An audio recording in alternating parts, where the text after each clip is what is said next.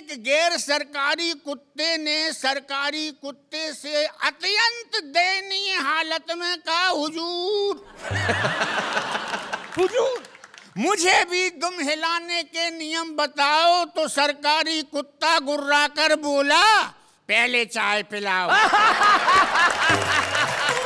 Comedy के videos देखने के लिए हमारे चैनल को लाइक और सब्सक्राइब करें।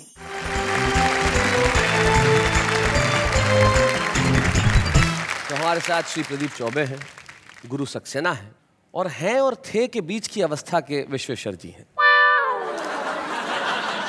ये हैं और थे के बीच की अवस्था इसलिए क्योंकि पंडित जी हमेशा अपनी मस्ती में रहते हैं। जहाँ है वहाँ नहीं है, जहाँ नहीं है वहाँ सदैव है, और जहाँ है वहाँ इस तरह से है कि वहाँ से अगर चले भी जाते हैं तो लोगों को हमेशा याद रहते हैं कि कैसे थे। प्रदीप जी, आप पहली बार पंडित विश्वेश्वर शर्मा से कब मिले थे? पहली बार याद तो नहीं आता, लेकिन पहली बार ही मिला था। उस वक्त क्या प्रतिक्रिया रही थी आपकी? जिस समय मुझे याद आ रहा है कि जब उनसे मैं पहली बार मिला था, मैं उनकी गोद में था। वाह। तो प्रतिक्रिया तो उनकी, पूछो मुझसे क्या पूछते हैं। और प्रदीप जी, मैं जानता हूं कि आपने गोद में क्या किया होगा जिससे इनकी प्रतिक्रिया रही होगी। बिल्कुल बिल्कुल, क्योंकि आप सदैव जहां जाते हैं अपने निशान और अपनी छाप छोड़ ही देते हैं। लेकिन कुछ लोग होते हैं जो शब्दों के अर्थ कमाल के निकालते हैं। हम कहते हैं कि आप बड़े आदमी हैं, बड़े आदमी हैं, बड़े आदमी। वो कहते हैं काहे के बड़े हैं? अगर दही में पड़े हैं। अगर दही में पड़ा है तो वो दही बड़ा है, वो बड़ा नहीं हो सकता। ऐसे शब्दों के अर्थ निकालने वाले बड़े कवि प्रदीप चौबे हमारे बीच में। हम जोरदार तालियों से स्वागत करें प्रदीप चौबे जी।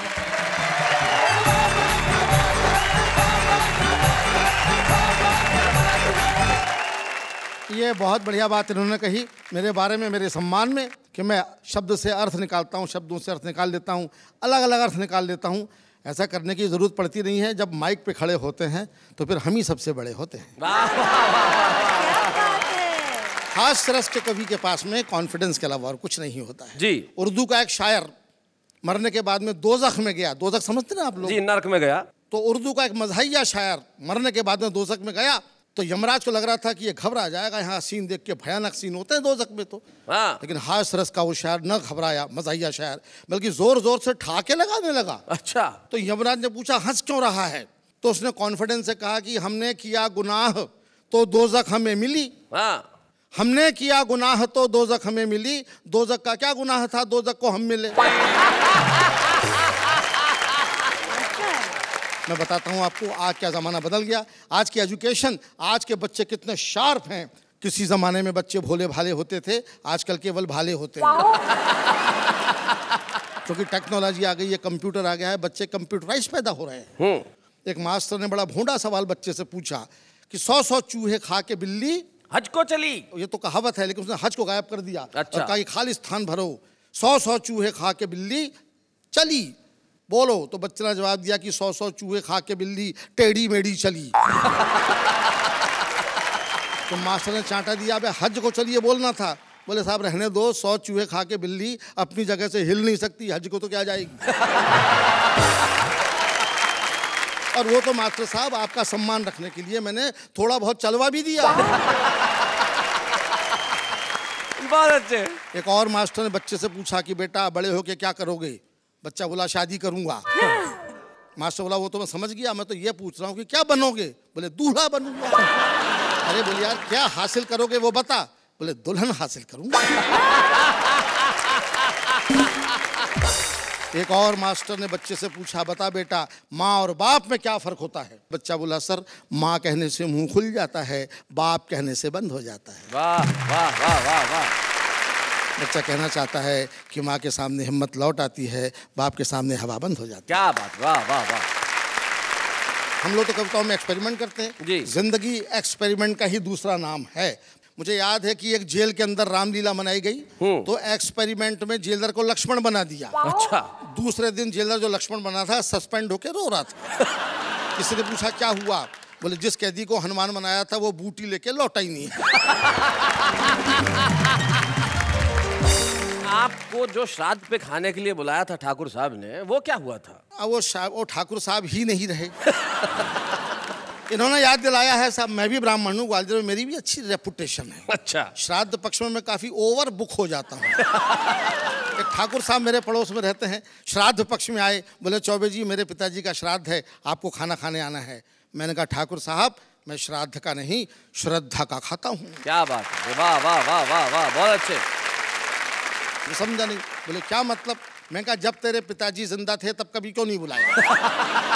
तब कभी नाश्ते पे भी नहीं बुलाया, मरने के बाद में डायरेक्ट लंच पे बुला रहा है। मैं तेरे पिताजी का एजेंट हूँ क्या? मैंने कहा मैं तो नहीं आ रहा। तो ठाकुर बुरा मान गया, बोले नहीं आओगे तो अगले साल तुम्हारा ही मनेगा। इस बात से मैं टेंशन में आ गया। मैं उसके पिता के साथ में खाना खाने गया, पालती मार के बैठा, 3 घंटे तक नॉन स्टॉप खाया। अच्छा। ठाकुर भी मेरी क्षमता देख करके ऊब गया, बोला बीच में पानी तो पी लो। मैंने भी कह दिया बीच आने तो दे। ठाकुर ऐसा भागा फिर नहीं दिखा। इस देश में पेट की अनंत संभावनाएं हैं, पेट में कुछ भी कितना भी जा सकता है। मुझे याद है एक हाथी का ऑपरेशन हुआ, ऑपरेशन के बाद में डॉक्टर ने नर्स से पूछा अपने औजार तो गिन लिए, पूरे तो हैं? नर्स बोली डॉक्टर साहब औजार तो पूरे हैं मगर छोटे वाले डॉक्टर साहब नहीं दिख रहे। तो ये जो मेरा फूला हुआ पेट आप देख रहे हैं, ये खाने के मारे नहीं मस्ती के मारे फूला हुआ है। लोग समझते हैं बहुत ज़्यादा खाता हूँ, यकीन कीजिए मैं बहुत कम खाता हूँ। लोगों के गम खाता हूँ, हिंदुस्तान की हालत पर रहम खाता हूँ। आप मेरा भरोसा करें तो मैं आपकी कसम खाता हूँ। क्या बात, वाह वाह वाह वाह वाह। आज का यह एपिसोड चूंकि यात्राओं को लेकर के है, ज़िंदगी में तमाम यात्राएं अलग अलग प्रकार की होती हैं। एक यात्रा मैं भी आपको एक यात्रा पे ले चलता हूँ, एक अनोखी यात्रा पे। ओहो। साइंस कहता है कि मरने के बाद में 2 घंटे बाद दिमाग कोलैप्स होता है, दिल तुरंत कोलैप्स होता है, इसलिए आदमी मर जाता है। जी। मेरे मरने के बाद में क्या हुआ, जो कुछ मैंने देखा वो फैंटेसी आप मेरी आंखों से मेरी ज़बान से सुनिए। जी। हम अपनी शव यात्रा का आनंद ले रहे थे, लोग हमें ऊपर से कंधा और अंदर से गालियां दे रहे थे।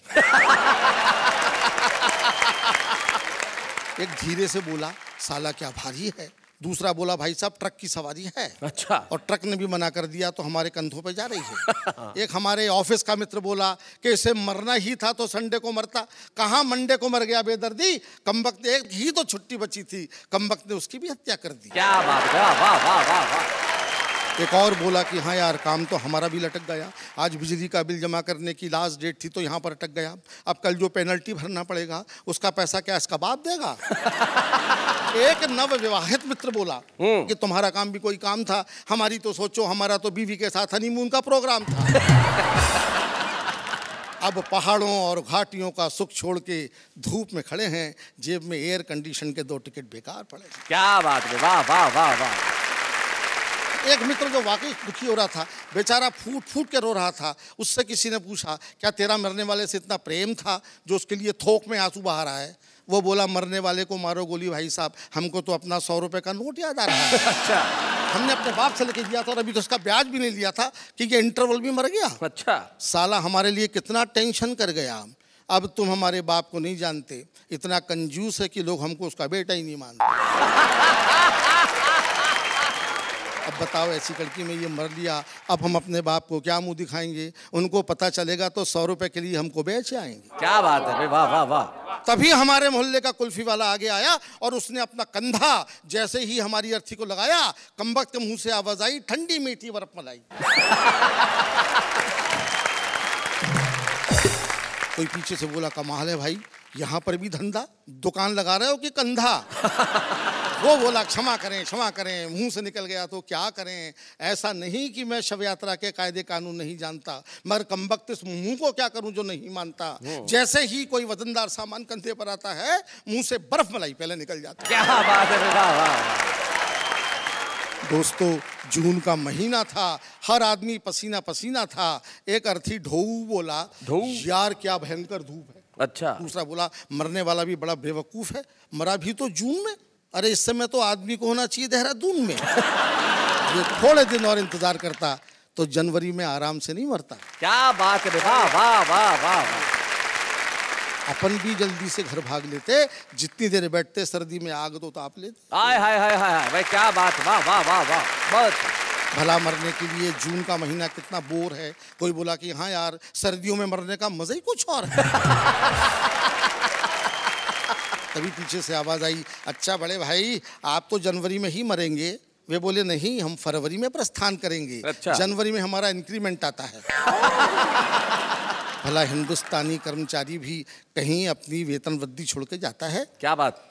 तभी शायद किसी को श्मशान दिखा, वो मारे प्रसन्नता के चीखा कि राम नाम सत्य है। एक अधमरा बोला कि भैया दरअसल मर तो हम रहे हैं, मुर्दा तो साला अपनी जगह मस्त है। मस्त है भाई, क्या बात है, वाह वाह वाह।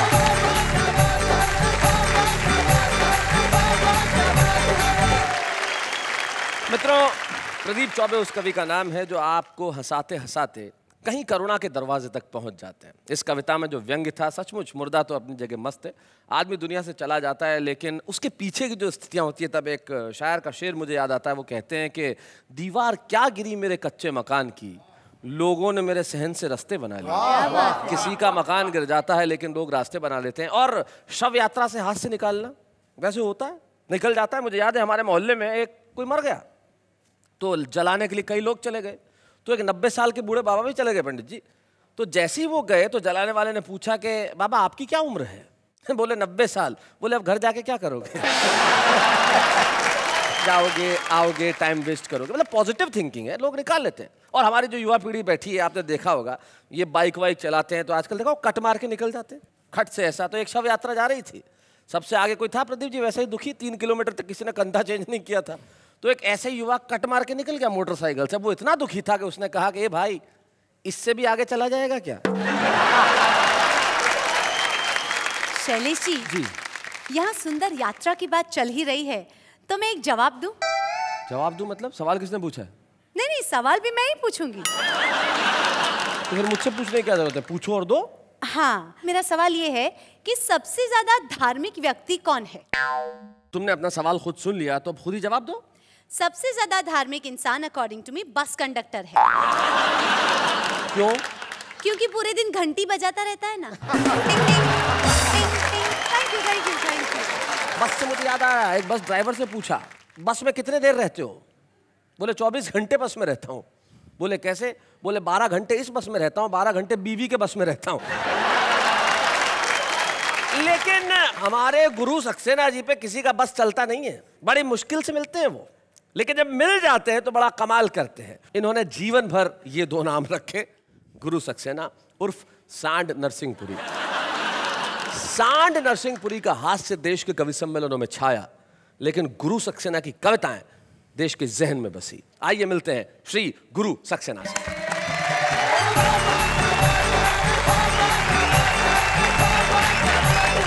यात्रा के ऐसे अनेक संस्मरण होते हैं। एक बस यात्रा के बारे में बता रहा हूं कि बस में सफर करते हुए एक अधेड़ महिला ने अपने सामने एक खूबसूरत नौजवान देखकर अच्छा पर्स से निकाल कर फटाफट होठों पर लिपस्टिक लगाई। हम समझ गए कि बसंत ऋतु आई। कार्यक्रम तो हम पहले से भी करते रहे, लेकिन उस समय स्थिति ये थी कि मैंने जब पत्नी को घूरा प्रारंभ में तो वो क्या बोली कि शक से ना देखो मुझे। अच्छा, शक से ना देखो मुझे। सक्सेना। अरे वाह वाह वाह, सही, क्या बात है। शक से ना देखो मुझे, वैसे मैं निभाया है तो ऐसे मैं निभाऊंगी। लेकिन जब इतनी लंबी यात्रा 45 साल की गुजरी, अब क्या हुआ? अब क्या हुआ? हर बार जैसे लौट कर घर आते रहे, इस बार वैसा कोई भाव ना दिखाए हो। पत्नी का भाव देखिएगा। ये यात्रा, खाना खाने को कहा तो बोले मुझे भूख नहीं, रास्ते में पता नहीं क्या विशेष खाए। एक मनोविज्ञान देखिएगा कि हर बार जैसे घर लौट कर, हर बार जब लौटते थे जैसे बतियाते रहे, ना तो मुझे देखा और ना ही बतियाए हो। लगता है प्राणनाथ इस बार यात्रा में जीवन का सफर सुहाना करे आए हो। बहुत बढ़िया। मैं दो अपने ढंग से वाक्य बताता हूँ जी। सरकारी और गैर सरकारी। सरकारी गैर सरकारी जी। एक गैर सरकारी कुत्ते ने सरकारी कुत्ते से अत्यंत दयनीय हालत में कहा, हुजूर हुजूर मुझे भी दुम हिलाने के नियम बताओ। तो सरकारी कुत्ता गुर्रा कर बोला, पहले चाय पिलाओ। विशेष छंद पढ़ रहा हूँ। स्वागत। भगवान से मैंने क्या मांगा? अच्छा, भगवान से आप मांग रहे हैं जी। मच्छर भले ही खून चूसे कोई बात नहीं, पर खजमलों से रक्त ना चुसाना परमात्मा। वाह वाह वाह। खजमल न माने तो न माने, खून पीने देना। अच्छा। पर तन में ना जोंक चिपकाना परमात्मा। जोंक भी ना माने तो ना माने, खून पीने देना। पर काले सांप से ना कटवाना परमात्मा। क्या बात। और सांप से भी ना बचा सके तो ना बचाना मुझे, पर सदा भ्रष्ट नेता से बचाना परमात्मा। क्या बात है, वाह वाह वाह वाह। बहुत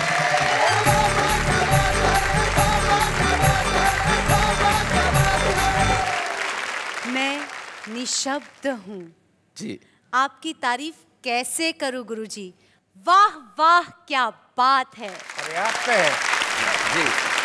बच्चन साहब भी बता गए हैं कि इस उम्र में आदमी निशब्द हो ही जाता है, और आपको देख के तो वैसे भी बच्चन साहब याद आने थे, क्योंकि आपकी दाढ़ी लगभग वैसी ही है। बुलाते हैं एक ऐसे प्रखर गीतकार को जिसने किसी जमाने में लिखा कि नाव कागज की गहरा है पानी, लेकिन इन दिनों वो जो करते हैं वो ऐसा कमाल का करते हैं, जिसे अंग्रेजी में पैरोडी कहा जाता है और हिंदी में कहा जाता है प्रतिगीत।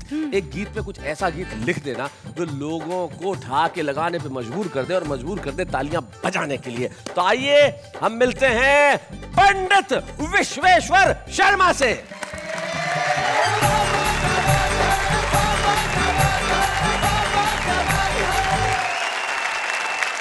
ये जो धोती और कुर्ता और आप देख रहे हो हिंदुस्तानी ड्रेस, और ये जो इस तरफ देख रहे हो आप अंग्रेजी ड्रेस, मामला बिल्कुल उल्टा है। ये सब हिंदी वाले हैं, मैं अंग्रेजी वाला हूँ। Why this Kolaveri Kolaveri Kolaveri ji? Why this Kolaveri Kolaveri Kolaveri ji? We are giving, they are taking, both are corrupt. And thus corruption going on in the country straight. What can public do? What can public do? Why this Kolavari, Kolavari, Kolavari? All the leaders, all ministers, all the bureaucrats, Yes. all officers, all the clerks, all the peons, Yo. all are money minded. Hi hi. All are money minded. This is the democracy. हाय हाय हाय हाय, क्या बात है। This is the democracy. Why this Kolavari, Kolavari, Kolavari? Dude, that was super. आपने प्रसिद्ध गीतों पे तो प्रतिगीत बहुत लिखे, लेकिन आपका स्वयं का एक हास्य गीत जो बड़ा मशहूर हुआ था, सिंघाड़ा, हमारे नई पीढ़ी को पता भी तो चले कि उस जमाने में हास्य गीत कैसे लिखे जाते थे। एक जरा Please. सुना दीजिए। रामचंद्र ने रावण मारा, कृष्णचंद्र ने कंस पछाड़ा, तो जो खाए बन जाए पाड़ा, घर में खुले अखाड़ा। लो सिंघाड़ा, ले लो सिंघाड़ा, ले लो सिंघाड़ा। अंधी घोड़ी लाल लगाम, उस पर बैठे नथुराम। जहाँ जहाँ भी जाए सवारी जनता झुक झुक करे सलाम। सब है किस्मत की सत्ता, बिल्ली को मक्खन मिलता, संत महंता पैदल फिरते, कार चढ़े इंग्लिश कुत्ता। हाय हाय हाय हाय, भाई क्या बात है। कर ले मिस्टर MA पास, फिर काटेंगे दिन भर घास। आस पास जो नहीं मिले तो दूर दूर तक करें तलाश। क्या कहता है अपना हाल, ये जीवन है रोटी दाल। रोज बजाती है आजादी, फूटा हुआ नगाड़ा लो। भाई क्या बात है, वाह वाह वाह वाह वाह।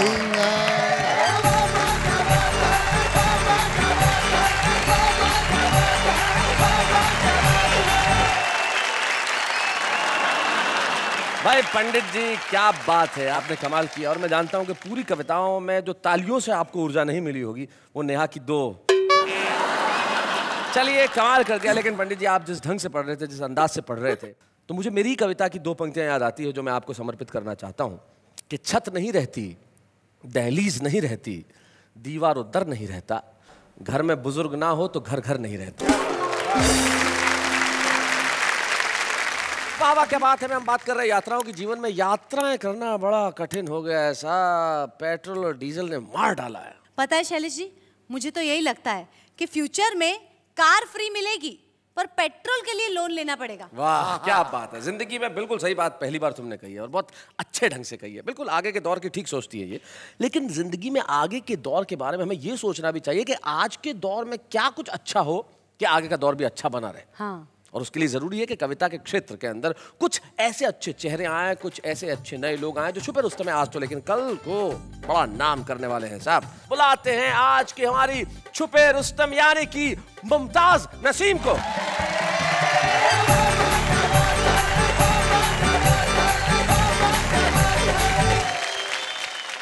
चार मिसरे पढ़ना चाहती हूँ, आप लोगों का भी ध्यान चाहती हूँ जी।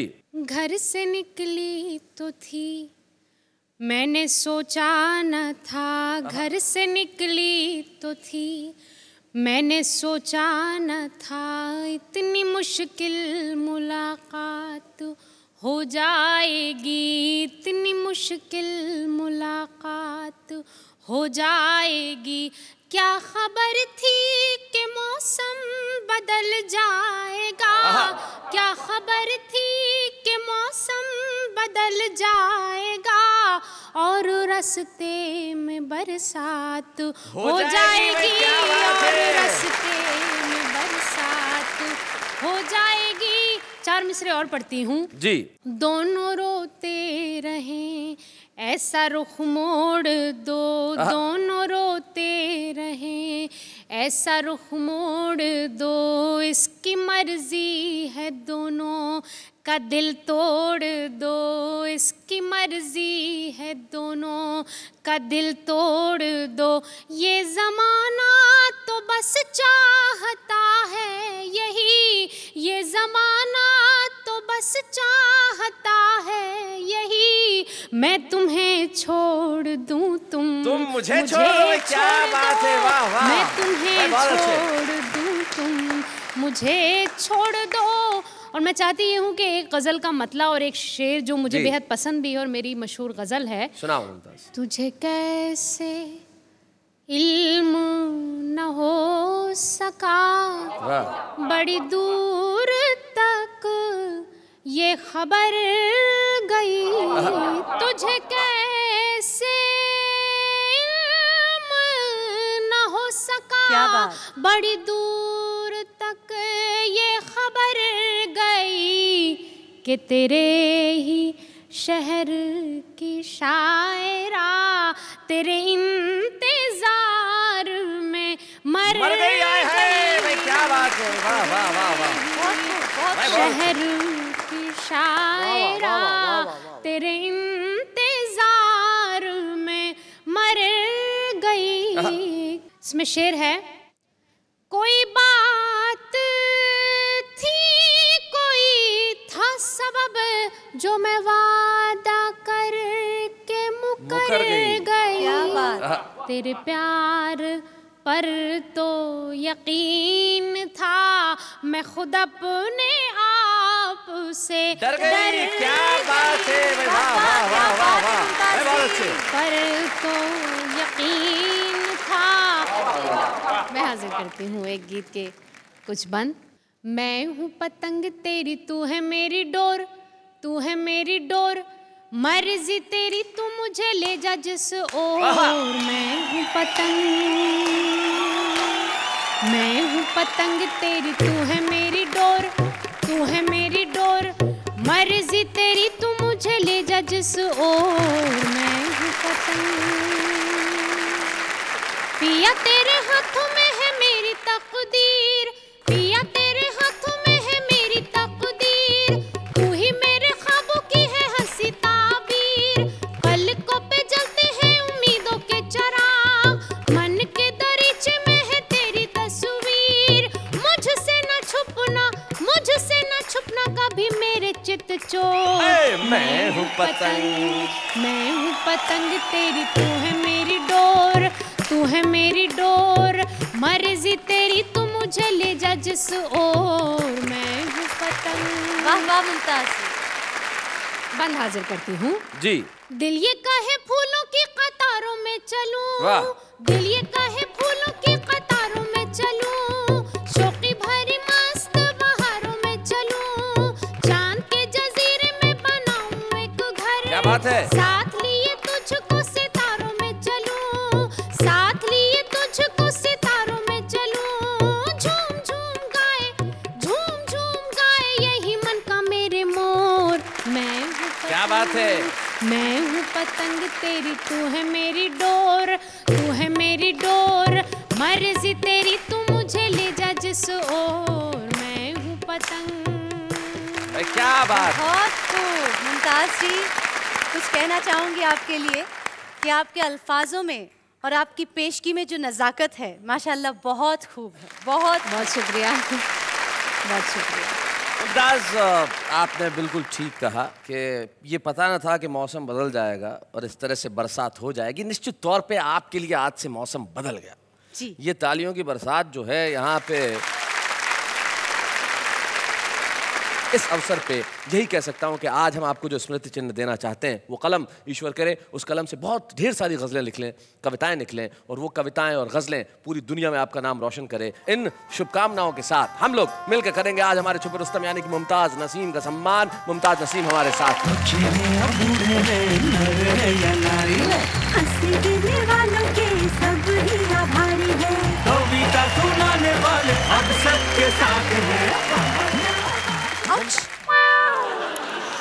क्या हो रहा है? सलीशी, मैंने गरम गरम कविता लिखी है, सुना दो। सुनिए साहब, सुना दो, सुना दो, सुना दो। जी जी जी जी।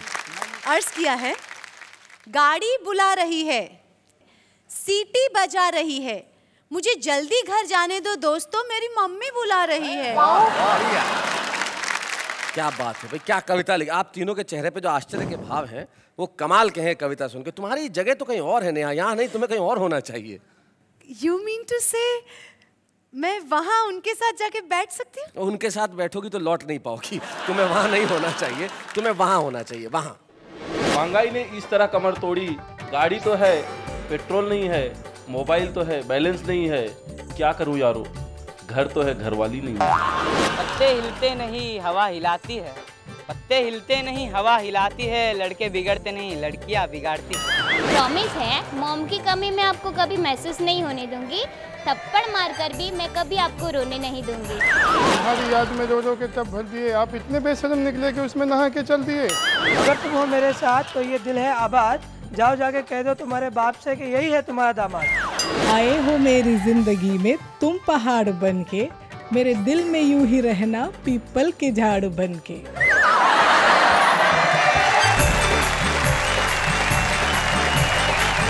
अब तुम्हें पता चला कि तुम्हें वहाँ क्यों होना चाहिए, ताकि मैं उनको ज्यादा इंस्पिरेशन दे सकूं। जी नहीं, आम आदमी की कविता। करेक्ट। आम आदमी की कविता, आम आदमी की कविता। निश्चित तौर पे हर दिल में एक कवि होता है जो यहाँ था और ये जो तमाम कवि जिस ढंग से सुना रहे हैं हम उस भावना को प्रणाम करते हैं और आप जैसा कि जानते हैं कि हमारे इस मंच पे हम एक कवि को सम्मानित करते हैं। तो आइए आज के इस एपिसोड में मुझे बड़ी खुशी है, मध्य प्रदेश में एक बहुत छोटा सा नगर है नरसिंहपुर, वहाँ से एक कवि कुछ वर्षों पहले निकले, 40 वर्षों से हिंदी कवि सम्मेलन के मंचों पर अपनी धाक जमाई। मुझे बड़ी खुशी होगी कि आज हम इस मंच से आदरणीय श्री गुरु सक्सेना को सम्मानित करें। हम जोरदार तालियों से स्वागत करेंगे गुरु सक्सेना।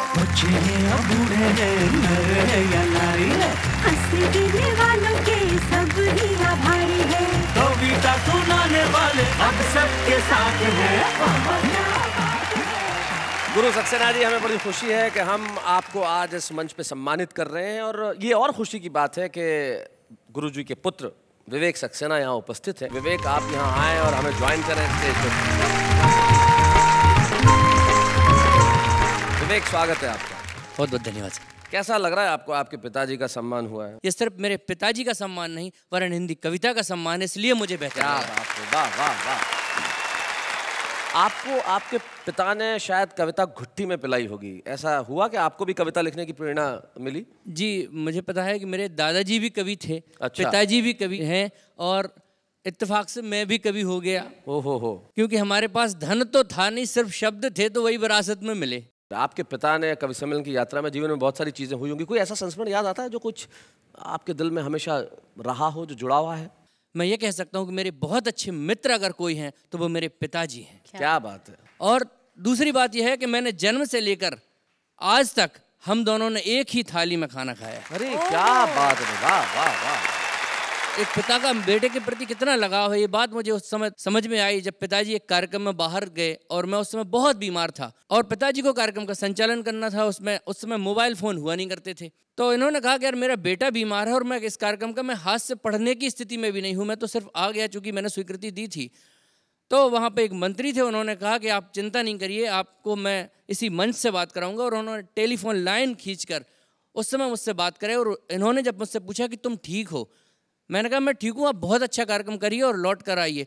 तो उन्होंने उदास मन से अच्छे से कहा कि हाँ हम बहुत अच्छा करेंगे और वो कार्यक्रम सुपर हिट करके लौट के आए। उस समय मुझे लगा कि मेरे एक शब्द ने इन्हें ऊर्जा दी है, तो मेरा इनके जीवन में कितना अस्तित्व है। क्या बात है, वाह वाह वाह।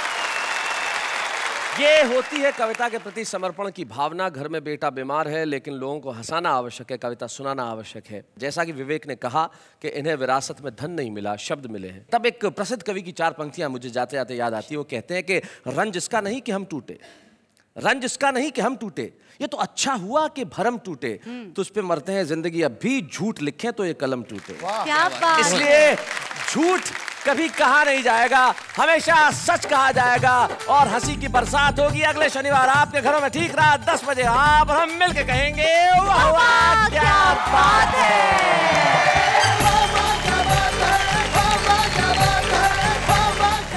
कॉमेडी के वीडियोस देखने के लिए हमारे चैनल को लाइक और सब्सक्राइब करें।